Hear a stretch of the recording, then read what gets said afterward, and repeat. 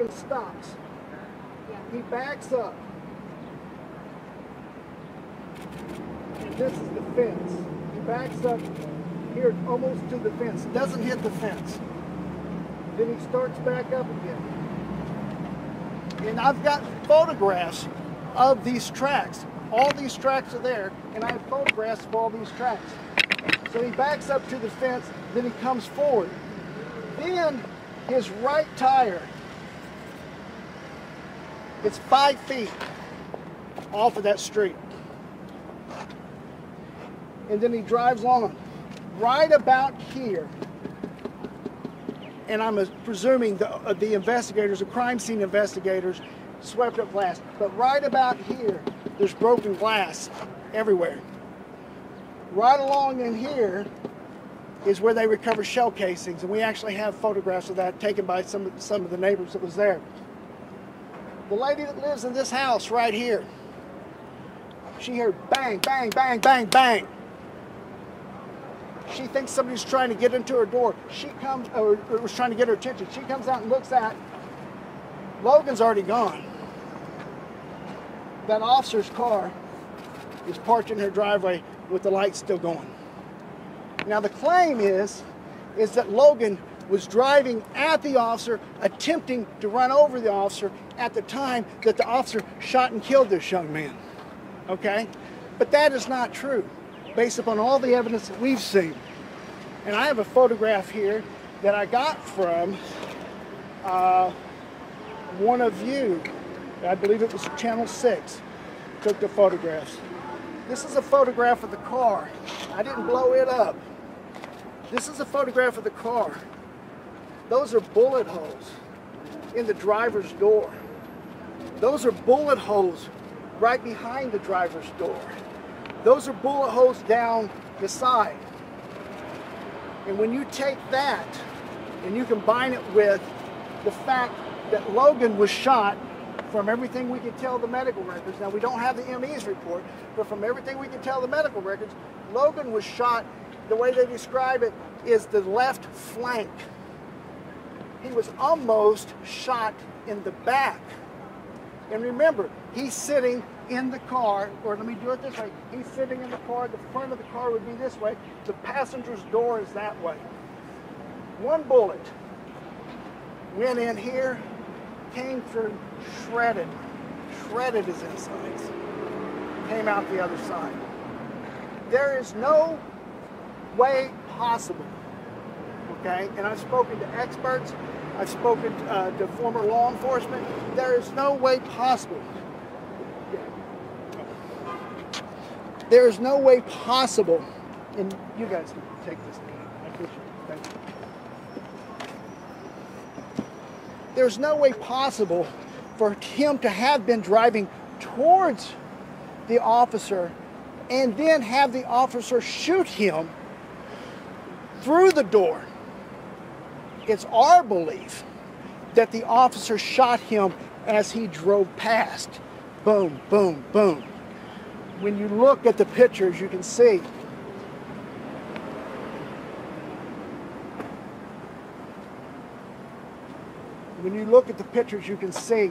how closely they are, but that the object he's shooting to continues to move. There's been a lot of talk in the media, and I know these cases get politicized, that every side goes to their own respective side, and nobody really looks at the facts. But if you look at the facts of this case, okay, what the city of Bixby is claiming, what they're claiming that, and presumably what this officer told his superiors, cannot be true, okay? And Logan Simpson did not die while he was trying to kill an officer, okay? Logan Simpson was killed by that officer, and based upon the evidence and everything that we've seen, it's our belief that that was unlawful. Now we're hopeful that justice will run its course, and that we hope that the officers will be charged. We also are calling on the city of Bixby to go ahead and disclose to the public and disclose to this family that lost their loved one, exactly which one of their officers it was that shot and killed him. If any normal citizen would have shot and killed somebody, the public would know who it was 5 days later. Logan was a 16-year-old boy. He was about to turn 17 years old. He was a small kid with a big heart. He loved his family. He worked and he earned, along with his brother, the money in order to buy the car that ultimately he was killed in. And he loved helping his mother's little sister. He loved fishing. He's like any 16-year-old kid. We're not saying the kid was perfect. 16-year-old kids do dumb stuff. And I'm not saying that he might not have made some mistakes that night. But he didn't deserve to die. And he wasn't doing anything that would justify his shooting death. I think Logan's mother would like to say something briefly. And she's not going to be taking any questions. I just want to thank the community for all the support that we have been given from friends, family, Logan's teachers, people that we don't even know, and right now we're just trying to focus on burying our child.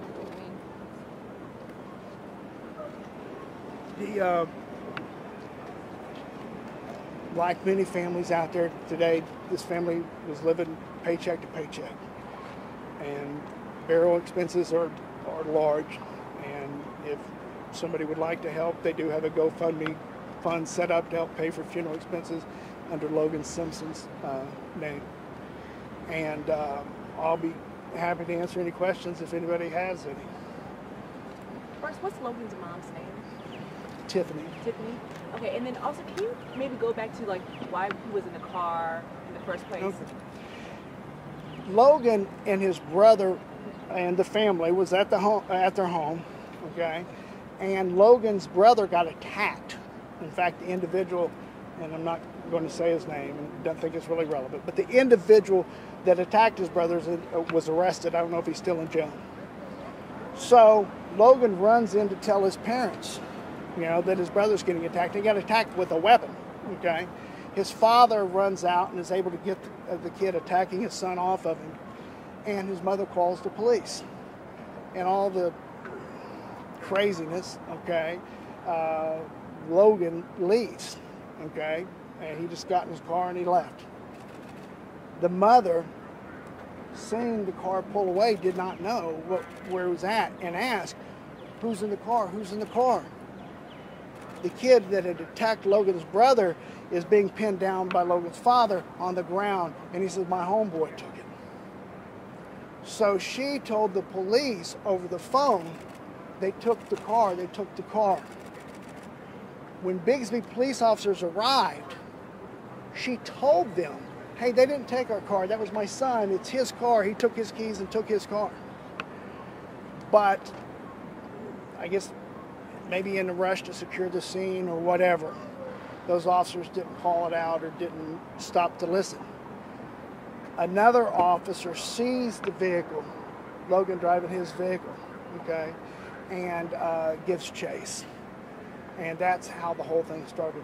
Logan had not been accused of doing anything. He hadn't attacked anybody. In fact, he was a victim that night twice.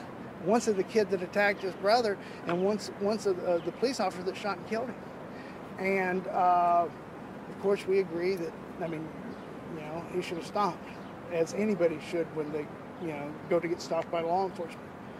But like I said, he's a 16-year-old kid, made a stupid mistake, but he didn't deserve to pay for it with his life. What's next steps for you representing the family in this case? I have a co-counsel, Mr. Milton Grimes from Los Angeles, California. Mr. Grimes is in Los Angeles. He handles a lot of these cases, and he's been working closely with us. Me and Mr. Grimes are going to continue our investigation along with our investigator. And once we have our investigation as far as we think that we can go, we're going to go across the street here to the Northern District of Oklahoma, and we're going to file a lawsuit because we don't believe that you should be able to gun down an unarmed 16-year-old kid unjustifiably, in our opinions, unjustifiably in America without getting sued. Hopefully, the district attorney's office will file charges. I'd have to say, while I've been critical of Mr. Kunzweiler in the past, he's the first district attorney I could think of in 20, 30 years that's had the courage to bring charges against law enforcement when he feels like it's warranted. But they will make their decision in their own time. But we want to get the word out to the public.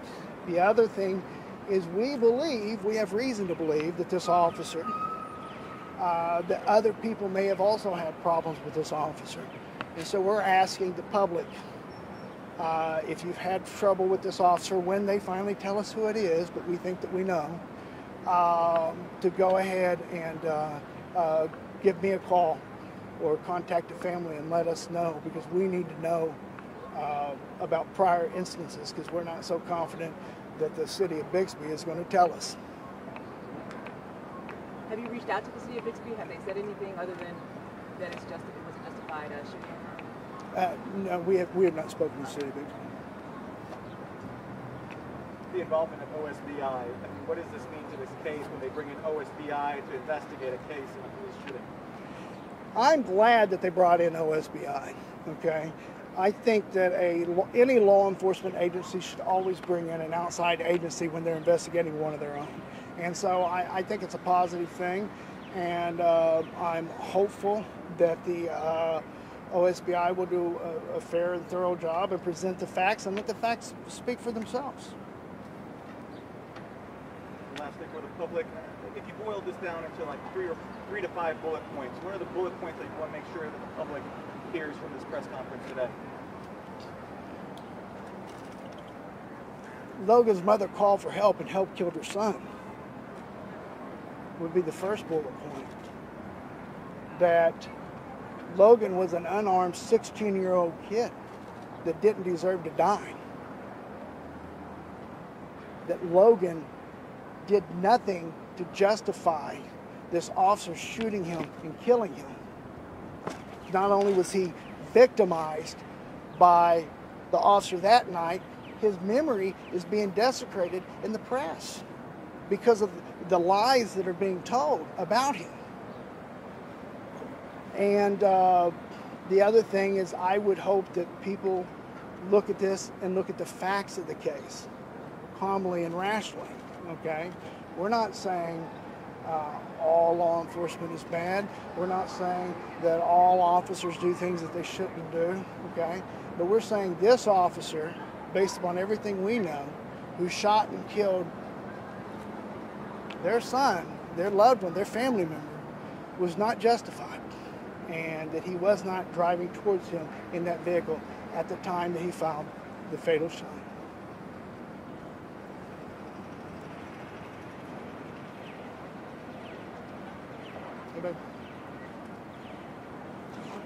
All right, thank you guys very much.